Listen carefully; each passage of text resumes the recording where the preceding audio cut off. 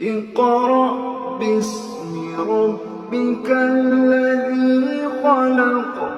خلق الإنسان من علق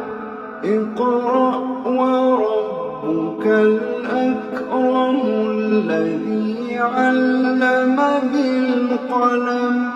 علم الإنسان ما لم يعلم